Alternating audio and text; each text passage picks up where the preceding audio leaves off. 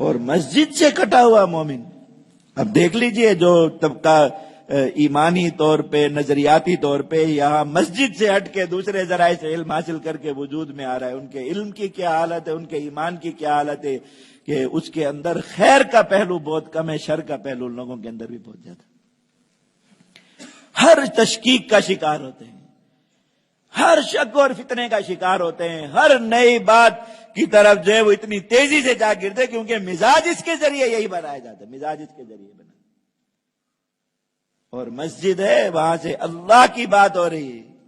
وہاں سے اللہ کی دعوت دی جا رہی، وہاں سے وہ یہ اس مسجد کا یہ جو مدرسہ ہے مسجد اور اس کا جو ممبر و محراب ہے، اس کی سند دے کے کہاں جا رہی ہے، اس کا سلسلہ کہاں سے جڑ رہا ہے. اور ہمارا سارا کا سارا علم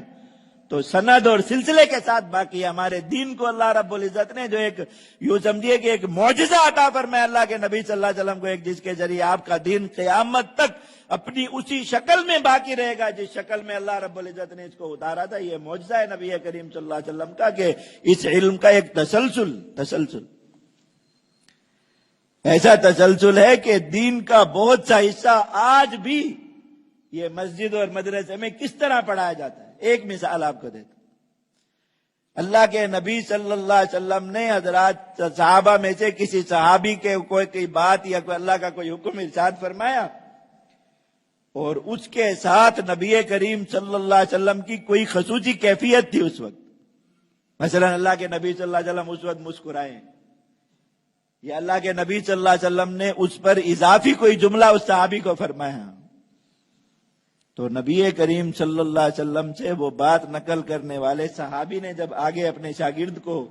یا اپنے خود اس سے دین سیکھنے والے کو یہ بات بتائی تو وہ بات بتا کے وہی کیفیت اختیار کی کہ اللہ کے نبی صلی اللہ علیہ وسلم نے اس وقت یہ کیفیت اختیار کی.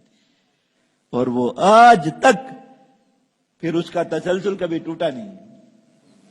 کبھی نہیں ٹوٹا. ہر استاد پڑھاتا ہے اور پھر طالب علم کو وہ کیفیت جو پیچھے اس نے اپنے استاد سے دیکھی، اس نے اپنے استاد سے دیکھی تو اس کیفیت کا براہ راست سند اور سلسلہ کہاں جا کے جڑتا؟ اللہ کے نبی صلی اللہ علیہ وسلم کی ذات کے ساتھ جا کے جڑتا. تو یہ مسجد کا ممبر، مسجد کا محراب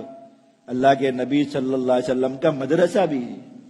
اللہ کے نبی صلی اللہ علیہ وسلم کی درسگاہ یہی، اللہ کے نبی صلی اللہ علیہ وسلم کی خانقاہ یہی، اللہ کے نبی صلی اللہ علیہ وسلم کی دعوت کا مرکز یہی ہے. نبی کریم صلی اللہ علیہ وسلم نے دین سکھایا، دین پڑھایا، عقیدہ سکھایا، مسائل بتائے، نظریہ بتائے، جو کچھ بنایا، حتیٰ کہ اپنے لشکر تک نبی کریم صلی اللہ علیہ وسلم نے تیار فرمائے، مسجد کے ممبر پر بیٹھ کر تیار فرمائے. تو اس کی سند کتنی اونچی ہے، کتنی عالی سند ہے اس کی کہ نبی کریم صلی اللہ علیہ وسلم سے وہ تسلسل. تو اب اللہ کے نبی صلی اللہ علیہ وسلم کے ساتھ تسلسل کے ساتھ جو دین چلا رہا ہے یہ کبھی نہیں مٹ سکتا کبھی.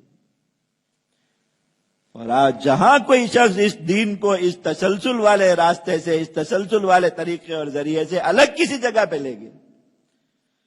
بظاہر بہت زیادہ شہرت بھی مل گئی بظاہر اس میں، اور لوگوں کی جو زیادہ اس کی طرف رغبت ہے وہ صرف اس چیز کی وجہ سے کہ دین سیکھنے کے ساتھ ساتھ گناہوں کا بہت سارا جو ہے وہ پشتارا ایسا ہے جو حلال کے زمرے میں چلا گیا. آپ یہ بتائیے کہ گھر کی خواتین کو اگر ایک مسلمان مدرسے نہیں بھیجتا دین سیکھنے کے لیے، کسی جو ہے وہ اس پر اس کو اعتبار نہیں کہ وہ وہاں جا کسی کے وہاں پردہ پڑھایا جاتا، وہاں نہیں جا سکتی گھر کی خواتین دین سیکھنے کے لیے. یہ جو مولوی صاحب آپ نے سکرین پہ دیے ہیں اپنی خواتین کو نعت سنانے کے لیے، نظم سنانے کے لیے، کوئی نشید سنانے کے لیے، کوئی تقریر سنانے کے لیے، دعوت دینے کے لیے، یہ مولوی صاحب اس عورت کے محرم ہیں یا غیر محرم ہیں؟ آپ سوچیے اگر ویسے ایک پردہ دار خاتون ہیں، جو بے پردہ خواتین کی بات، مسلمانوں کے گھروں میں عموماً پردے اور حیا کا رواج ہوتا ہے، یہی مولوی صاحب اگر ممبر پر سامنے بیٹھے، آپ کی خواتین ان کے سامنے بیٹھ جائیں گی اس طریقے سے؟ سامنے بیٹھیں گے ان کے؟ نہیں بیٹھیں گے نا، پردے بٹھائیں گے. تو یہ سکرین پر کیسے حلال ہو گئے؟